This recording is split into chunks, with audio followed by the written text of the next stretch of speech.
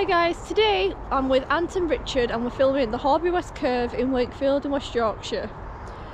This line opened in 1901 and closed to freight and passengers in 1991. Here we have a map courtesy of Rail Map Online. The Horbury West Curve is the green track to the left which branches off from the Hallam line at the bottom where it says Blackhall Farm Shop, curving round to where it says the Bulls at Horbury. The yellow line across the middle is the Midland Railway, and right in the middle of the green tracks is the Criggleston Viaduct.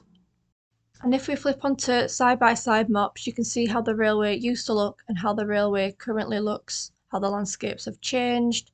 You can see how the railway sweeps off to the left, and you can see Criggleston Viaduct dominating the skyline in the middle of the current day map. You can see how the landscapes have changed. You can see the Colliery lines that have come in. The line starts at Criggleston Junction, where there used to be a signal box, and that line there leads to Wakefield, and in that direction is Barnsley. We'll be walking this direction where it meets the main line, which leads to Huddersfield and then Wakefield. We'll be walking along here, and the line is 1 3/4 miles long with one tunnel and a couple of bridges.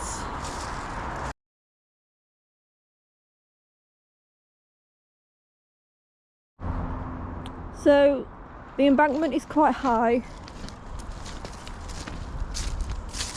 As you can see, there is ballast on the floor, which is quite nice to see. I'll take you to the other side. Quite accessible to say it's not been used since the 90s. We'll walk forward. There's a lot of undergrowth to tackle, but it's not too bad. You can hear the traffic from the 8638, which is Denberdale Road, which takes you up to Holmfirth and Wakefield in the opposite direction. It's a bit frosty today, but it's not too bad weather-wise. As you can see, Ant is in the middle of the bridge. As we approach the first bridge, we'll see what there is. I believe there's a bridge number on there, so we'll take a look at that.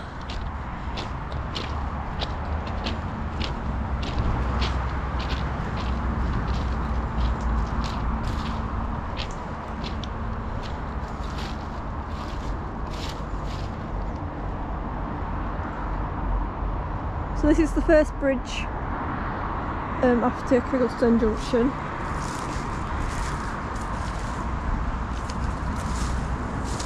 Here's the bridge number 11. This is BAH. I can't remember, I can't work out that one, but it says 11. We have a special guest today. We're going to say hello. We've brought Leah along. Can we say hello, Leah? Leah!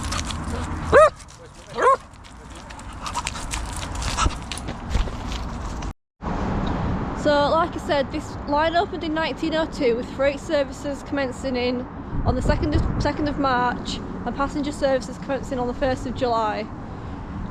So today we've got Ant with us from Trekking Exploration. Hello. And so this is like my local area, and I thought I'd come and like introduce him to what I know best, even though I'm not very good at it today. So we've got Ant and we've got Richard and Leah. So we're just talking about how the area like has changed a little bit. There used to be like tracks down in 2012. I remember walking along this as a kid and walking along like the tracks and falling off them and stumbling. Because this was quite a recent closure, wasn't it, compared to most railways? Like 1991 I think it used to be, yeah. So that's like yesterday compared to a lot of the lines what we walked. Yeah. So like a lot of them closed in the 60s, but freight were like travelling this until 1991 I believe. So I think so. But yeah, passenger services were closed in like the 1961 I think it was, 1960s. So yeah, it's quite a recent closure, but it's pretty impressive. Like you can still walk along it, most of it, and So yeah, that's what we're going to do today, really. It's quite a late line to the area, wasn't it, as well? Was it Yeah, about it's like 1902, March 1902, I believe it was. So. I was born in March. So right. Not 1902. So just over here, we found an old signal post, and I can get through all the trees. So we've got a little concrete base, some like old steel supports, and then we've got the old signal like thing itself. My mind's gone blank, but we've got an old concrete support there, and there's an old concrete cover over there, but other than that there's nothing really else around, so it's just hidden out of the way itself, which is quite nice. So we're going to keep continuing north, see what else we can find through the undergrowth, but yeah, let's go. So we're just continuing north, and so far we haven't found anything else, but I do believe there is some sleepers up ahead, and the embankment flattens out to where there is Criggleston Viaduct, which is another line which we'll probably do on a different day, but we'll probably get a sneak peek in this video as well. But look at it down there, look how high up the embankment is. It doesn't really show it on video, see if we can get a tiny bit closer. But there is, I don't know if you can see, but there is a beck down there which I believe is called Blacker Beck. See if we can get to the other side. Oh, there's another signal base here, which I didn't see till I came over to this side. There's nothing much on this one, it's just the support itself, just the base itself. It's a good job I came over to this side, isn't it? And as we get towards the edge, there's nothing much down there, there's just Blacker Lane, which is over in the distance where that yellow car is, and some buildings down there, but you can't really see that much. But that was a really good find, I'm glad we found that.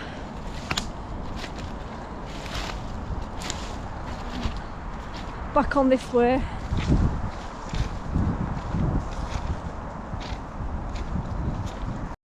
So we're coming up to another bridge. This one doesn't have the separation in the middle like the first bridge, and it's not as high each side, but it crosses over Blacker Lane, and underneath it used to have a colliery line which went up to where the National Coal Mining Museum used to be, or where it still is, should I say, and where the colliery lines split and go underneath Criggleston Viaduct and up to the main line at one side and under the viaduct at the other, down to the canal where I used to load into the canal, into the boats. So we've got two yellow supports at the side, probably for safety, but we shall look over the side and see what there is. There's little rivets in the thing, but that's the view over the side. All that would have been like colliery land up there, like where the lines would have come down. And I'll show you the other side.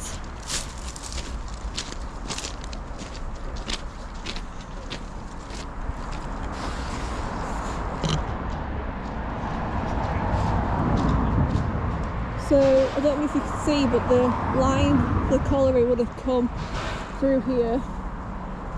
I don't know if you can see very well on camera, but the colliery line would have come through here and gone up there.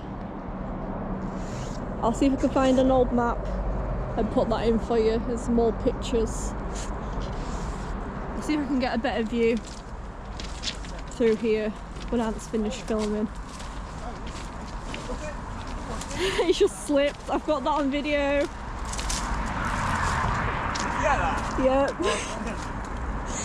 So there's some old sleepers here, but this is where the colliery line would have come through here and up that path there. I know we're diverting onto a different track, but yeah. But there's some sleepers here, and there's some nice cable hangers here with some concrete support posts.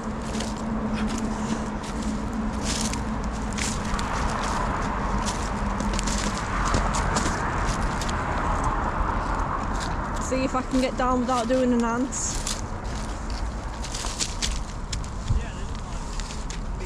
These are nice. There's some more there. And there's some here as well.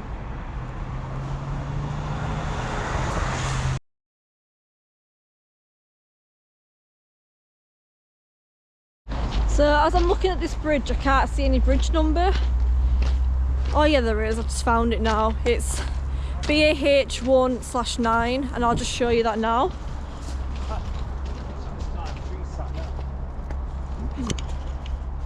This one's a lot more clearer than the first one. First one were 11, so I don't know where number 10's gone. We must have crossed over, it must have been that. Must have been where that beck was, but it must not have been a bridge like this. But we're just going to continue forward now. So we found quite a good amount of stuff so far, which has been interesting. I didn't see this on my first visit here, especially the signal supports and stuff like that. And we're only like a quarter of the way through. I know there's a lot more sleepers further down and we still have the tunnel to get to. So yeah, that's quite interesting. So currently there's a lot of ballasts that we're stood on and we haven't even got to where it flattens out. When it flattens out, the ballasts disappear, but there's still the tunnel and there's still Craigleston Viaduct to get to. So yeah, we'll get to that in a bit. And just pointed out this cool tree that's sat on a sleeper, so I thought I'd add that in. It looks quite comfortable, to be honest. I mean, I wish I could sit down right now, but it's quite a nice tree.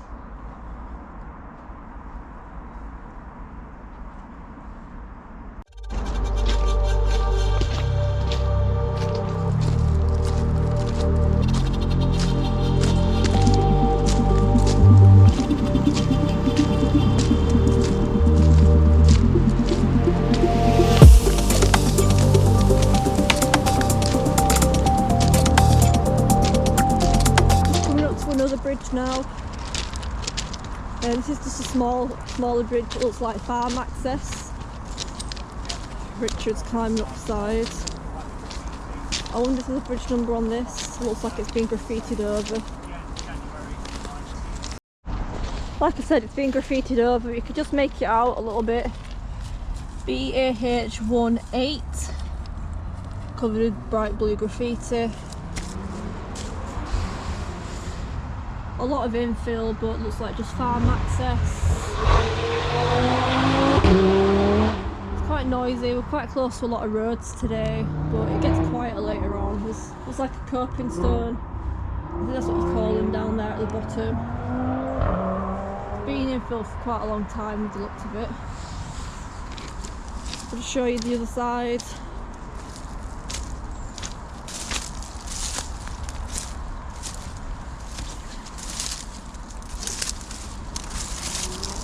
Oh, I've just got pricked. Not as much infill, but quite swampy. Some more like stones down at the bottom. Could be worth climbing over through all the swamp in the summer maybe, just to have a look.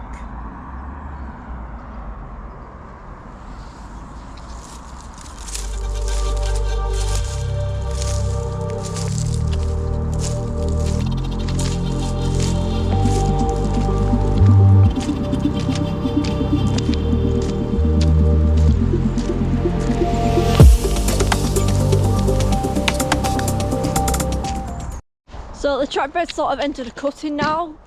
The embankment at the side has started to get higher where it's still lower on the other side. We're getting closer to Craigleston Viaduct. I'll turn the camera around and you can get a sneaky peek through the trees.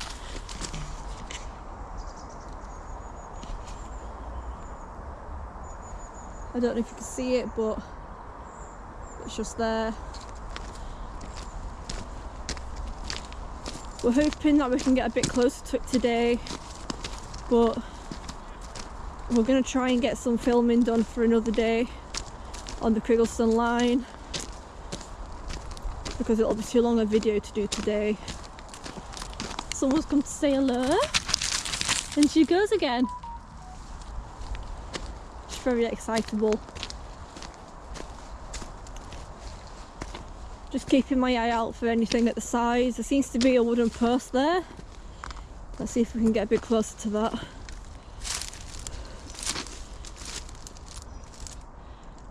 So there's a wooden post at the side.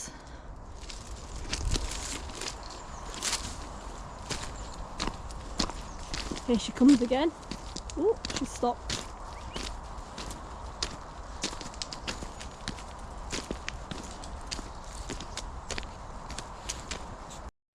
So as the line reached the end of its life, the royal carriages actually parked up here overnight.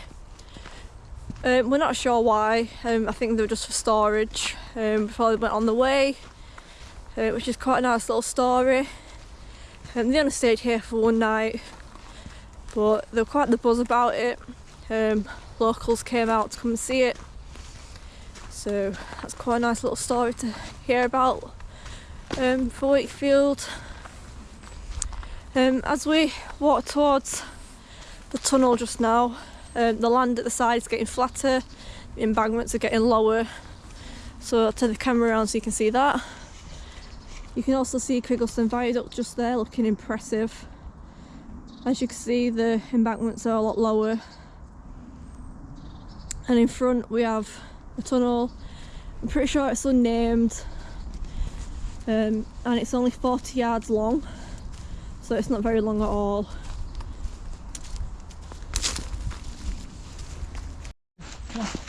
So this is the tunnel.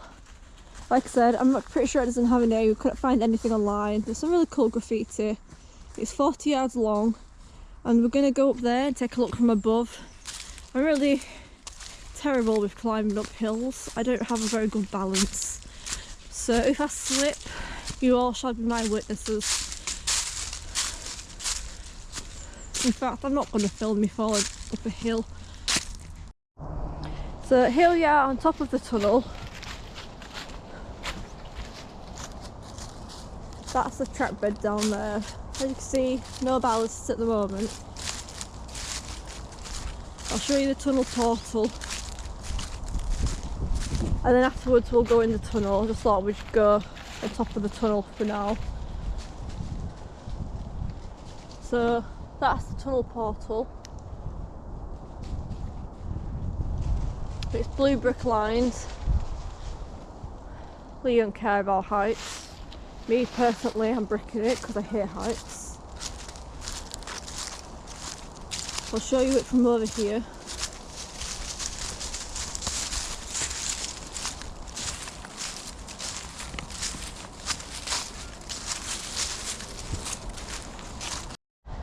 So that's the tunnel portal from over here. It's absolutely beautiful. You can see the graffiti on the inside.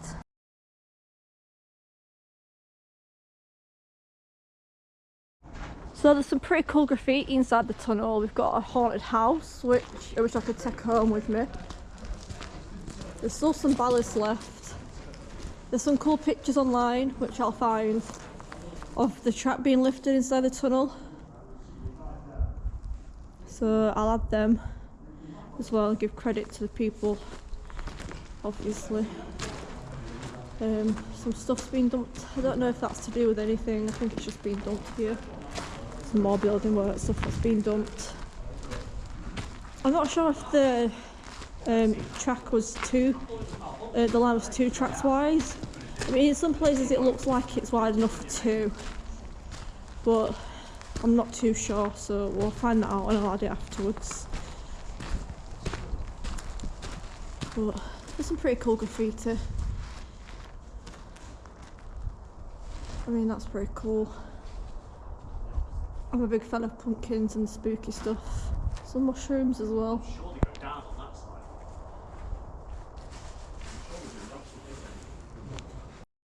So the tunnel is blue brick lined, and it's got a curvature on it.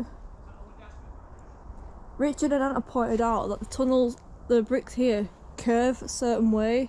So here they curve that way, and at the other end they curve the opposite way, which is interesting. but it's got a nice curvature on it, and that's looking towards Barnsley, and that's looking towards Ossett and Huddersfield and Horbury.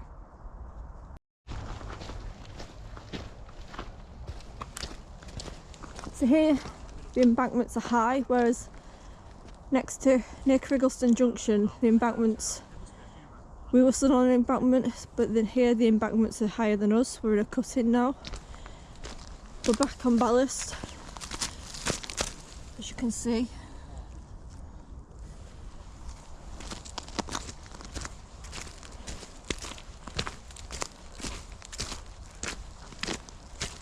And further up here there is Leah's hut and a couple of bridges over the River Calder and the Calder and Hemel navigation,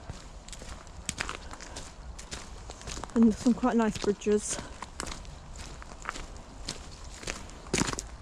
I believe this is the area where they stored the Royal Train carriages. Unfortunately there's no pictures of that, I believe, but I'll try and find some if there is any.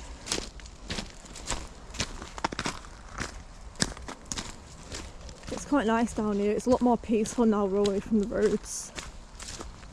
You can hear like the gentle hum of traffic in the background from Quarry Hill, which leads into Horbury.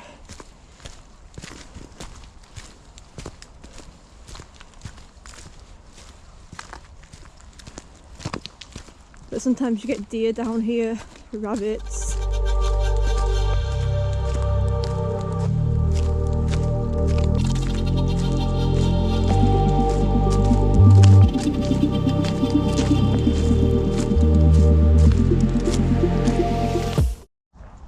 For some reason the ballast just end. I'll get you lower down so you can see, but they've all been scraped up, which is quite recent. We're not sure why.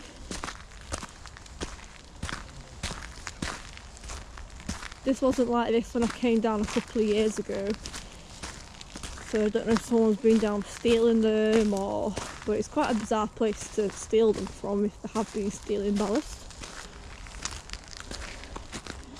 Then up there there's ballast again, so it's just this little section here. We've just found this at the side here. I'm not too sure what it's from. It could be like drainage or something. Did you say you found it online, Richard? Yes. It's from John Paul and Co. from Stourbridge, fire brick manufacturers.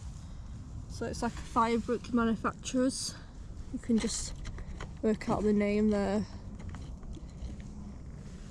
Looks like it's been scraped up when they were scraping up the ballast and dumped to the side.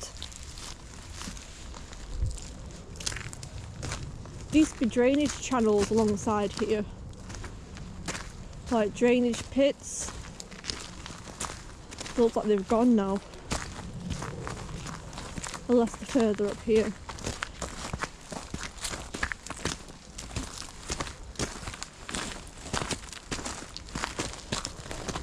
Here's a footbridge over, quite an old footpath. It appears on quite old maps. Path goes down to the canal and the locks, further down to the navigation pub. Got a bridge number on the side.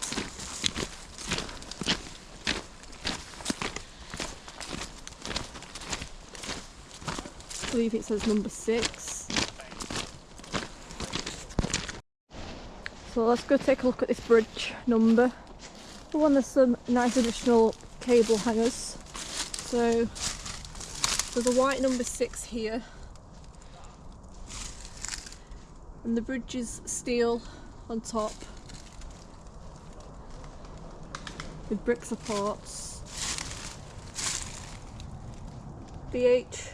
BAH16, and down here there's some cable hangers. That's quite a nice one. They've been quite a frequent thing on this journey. Take a look at the bridge up there.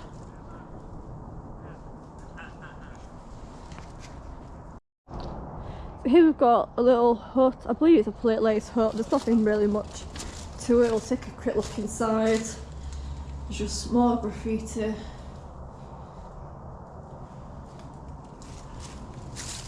Here's that bridge from the other side. Again, more ballast. Now we're approaching the bridge over the Calder and Hebble, which is just down there.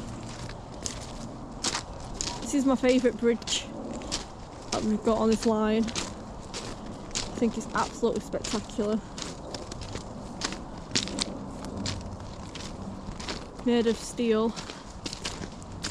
It's got the bridge number just here. See if we can get through and take a look at that.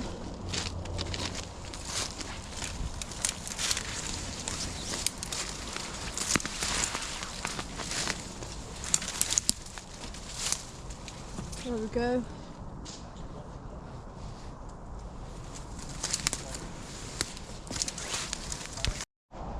So as we walk along this bridge, I'll swing around and show you what's on the other side of the sides. We're crossing over the Calder and Hebble navigation, which goes towards Wakefield and Horbury and Dewsbury. But let's just stand and show you what such an impressive structure this is.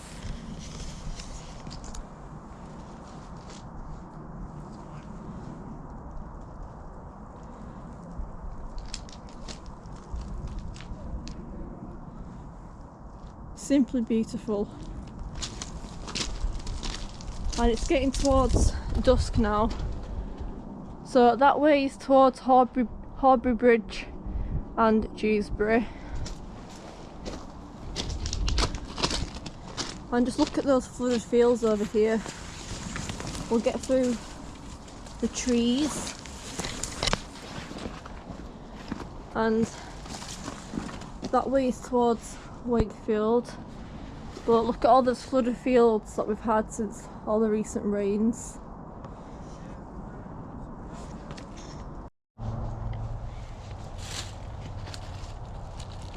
More of cable hangers.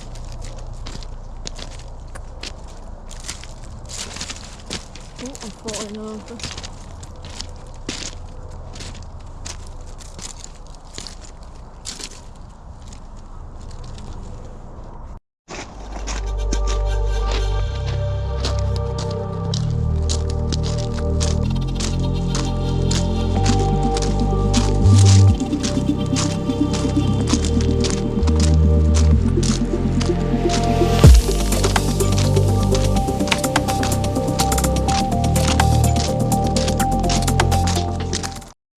So this is the final bridge that we could cross over.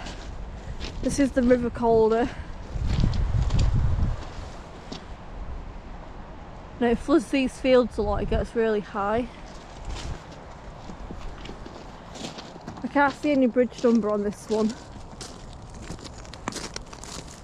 I assume it's been rubbed off at some point. No, no bridge number.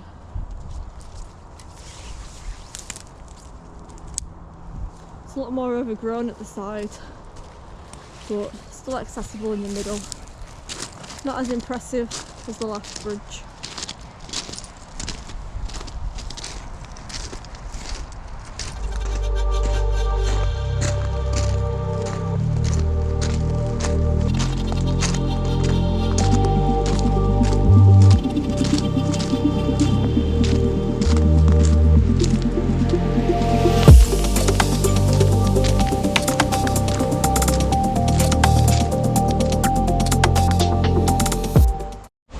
So guys, this is where we're going to finish off today because the track ahead is pretty much impassable. It's full of brambles and like hawthorn and like overgrowth and stuff like that. But to be honest, I couldn't think of any more than like this spot to finish on because it's so beautiful. Like we've got the track bed, we've got the River Calder behind us and in front of us, and it's pretty much dusk now. Like the sun is absolutely beautiful.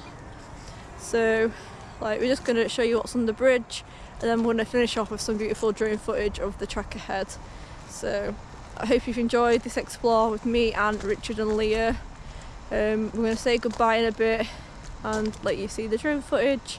So thank you for watching. Please like, comment and subscribe, and I'll see you all guys in the next one, and bye for now.